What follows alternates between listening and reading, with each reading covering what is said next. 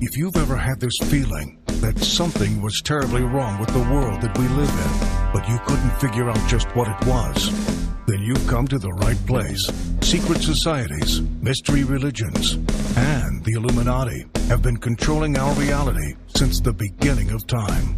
But not anymore, because there is an awakening happening, and you are about to become a part of it. Wake up, because this is a call for an uprising. This is a call for an uprising. Welcome to today's show. The circus continues on today as they're talking about the White House being under siege. And no, unfortunately, I'm not talking about the next installment in the Steven Seagal classics.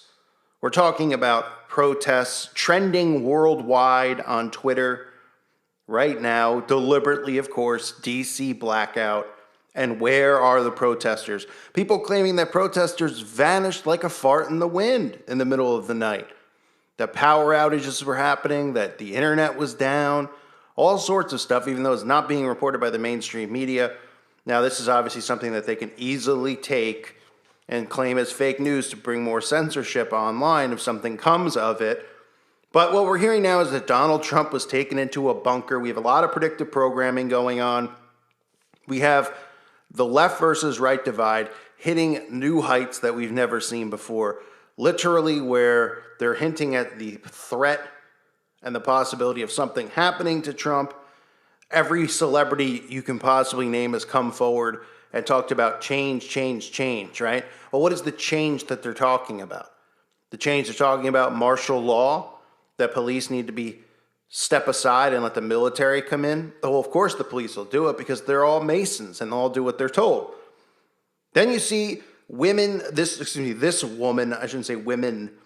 woman here, Sarah Parak, she's trending on Twitter talking about how to tear down the Washington Monument. Now, I can't say how I really feel about that, but if you follow my channel for a while, obviously I've exposed the obelisk, which represents Ball's shaft, and the measurements of it, which are 6,666 inches in height and 666 inches in width, not feet. They actually went on Google and changed these dimensions to 554 because so many people, such as myself, were posting videos about it a couple years back. And what you're going to continue to hear, and we've seen this in the Illuminati card game, is the combination of the chaos happening amongst the people and, of course, the C-19. And this is also the combined disasters card that we've seen in the Illuminati card game because they're combining disasters right now. We're going from a complete quarantine to suddenly all of these people who are self-quarantined are supposedly on the streets, not bought and paid for, by the way, wink, wink, on the streets doing this stuff. And the whole slogan, which might be the most hypocritical thing about all of it, the whole slogan is, I can't breathe, right? And remember who started the I Can't Breathe campaign? That was Kobe Bryant. There was the same type of incident that happened back in 2014 where a black male was killed by a police officer in New York by placing his arm around the guy's neck, in which he uttered, I can't breathe. So there's all those photos, obviously, of Kobe wearing the shirt, I can't breathe. Coincidentally, it's the same name of this movement. Coincidentally, Kobe Bryant passed earlier this year. Coincidentally, the word COVID in Hebrew translates to Kobe. So we have all of these coincidences surrounding all of this stuff. We know that they use sigil magic. We know that they use predictive programming. And we know they tell us this stuff in advance, and this is how they work. So why should anyone be surprised? They shouldn't be. They shouldn't be. But look at these articles and just the unbelievable, America in distress, America in ruins. While Trump shelters in the White House, America cries out for leadership, right? And you could just feel where this is going. It's going one of two ways. You could either feel some type of fixed type of an assassination type thing on Trump, which everyone's talked about for years, where either it's a failed attempt or it's obviously not a real one because none of these people are all in it together, or two, the world's in chaos Everything's horrible, yet the alt-right and the right re-elect, wink, wink, select Donald Trump for another 4 years, and then the chaos ensues. The return of the COVID will return, the continuation of the black versus white. This all seems like it's setting up for something to go down with Trump. And obviously, all of this is to bring about the ushering in of the Antichrist. Because remember, the Antichrist is going to come and promise peace. And we have people clamoring for peace, even though they don't understand that this is all engineered chaos. This is all engineered division. They create the protests. They create the problems. They divide us through all of the manipulation in the media, whether it's movies, the news, or just flat out musicians promoting it. This is engineering. Now, the narrative today is that change needs to be made, and obviously they're hinting at the presidency. What needs to be understood is that this stuff is all planned. This is not a thing they're creating to get Trump out of office. Because if anything, they'll keep him in office if they don't do something and put on a show where he's removed, because it's going to cause more unrest and more problems. Now, they're hinting at the potential of some type of assassination. How many videos have I done in the past, if you follow my channel? From Kathy Griffin holding up his head, to Snoop Dogg doing it in a music video, to Eminem doing it over and over and over. This is repetition that we've seen, which is something that everybody needs to remember. They're saying Trump was removed to the underground bunker during Friday night's protests outside the White House. Trump spent Sunday night again sheltered as violence raged nearby amid protests sprung by the incident in Minnesota. The show of fury was sparked by, obviously, the thing with George Floyd. Fast-moving events leave Trump's presidency and his bid for a second term in November consumed by a backdrop of smoldering cities. 104,000 perished from the C-19. And like I said, this is the Trump card. This is the combination, right? And the combined disasters thing happening at the same time. And they're saying, far from acting to restore calm, Trump's instinct has been to exacerbate the sense of crisis and division, blasting demonstrators as thugs, right? We've all heard this story over the weekend, using the term thugs. I don't know, at what point are we going to have no vocabulary left? Now thugs is an offensive term. Obama used the word thugs to describe the Baltimore incident a few years ago. When they burn down a building, they're committing arson.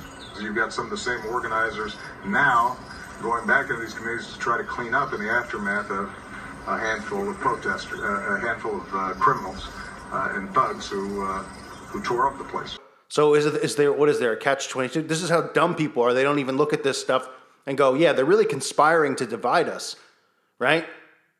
Obama could say it, but Trump can't say it. Now, this is all planned. This is all done on purpose. This is how they divide us. They show us the one side of the narrative to keep us divided from each other instead of going, yeah, but Obama said it and nobody seemed to care then. They're just going, look, thugs is now a derogatory term. Let's take away more words, more vocabulary. Every word is so offensive now. I'm telling you, you're not going to be able to speak. Hate speech, hate speech, hate speech. Death of free speech. This is where it's all heading and happening in front of our eyes.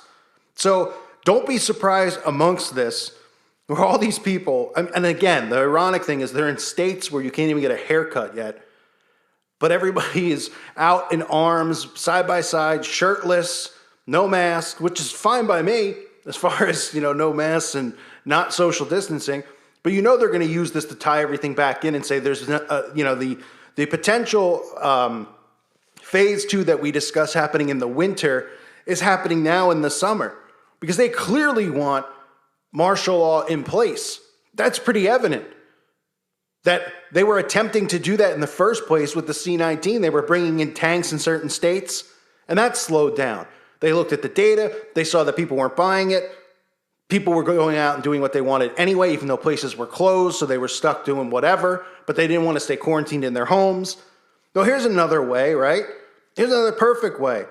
Something needs to be done, they say. Problem, reaction, solution, right? We have another problem that they've created. The people react based on engineering, because all the people who are reacting to this and are livid about it don't realize that they're being worked. They're being engineered. Because it's a show, right? The guy's, related to Steven Jackson, the basketball player. What a coincidence. The same guy who jumped in the stands at a basketball game and started a riot. That's a coincidence too, right? And then this guy's death starts a riot. And the whole riot, the theme of it is, I can't breathe. Oh, and Kobe Bryant. Boy, these things really tie in pretty well together, don't they? It's a show. That's all that it is, and that's all it's ever going to be. Everything they do is to manipulate us, to steer us, to herd us, okay? And by the word us, I'm talking about the people, everyone. It doesn't work on people like me and you. But the rest of the people, it does work. Suddenly, everybody's just forgotten about the C-19. Everyone's this is so true. Everybody's putting out a statement. You don't think they're told to do that? From Michael Jordan to Taylor Swift to Obama, every celebrity, a statement. We need a statement from these people. Here's my statement. Middle finger, don't buy it. It's a bunch of baloney, and all they're doing is engineering the racial division and the civil war that they've predictably programmed for decades upon decades in film and everywhere else, showing us that this was the way it was going to go down. Divide, conquer. Ordo chaos? Order out of chaos, however they say it. Order out of chaos is what it is. And that's what's happening right now. Keep your eyes on the predictive programming. It's going to continue with hints at Trump. But if I had to guess, and that's all it is a guess, it would lead to him being selected for another term, because that's the way they're going to get the most chaos. Unless, of course, and then maybe they do some type of fake attempt on his life kind of a thing, and he goes and spends the rest of his time in Bagelville. That's how this whole thing works. Remember, this is about ushering in the Antichrist, the person who comes and brings peace. And people are going to be clamoring for peace. It's all prophecy, folks. I thank you for listening to today's show. Reminder, check out my website at callforanuprising.com. It's $2.99 a month. It's worth it. If you don't like it, you could always unsubscribe, but I definitely recommend checking it out. Share your information, share your videos, share what's going on in your world, interact with others.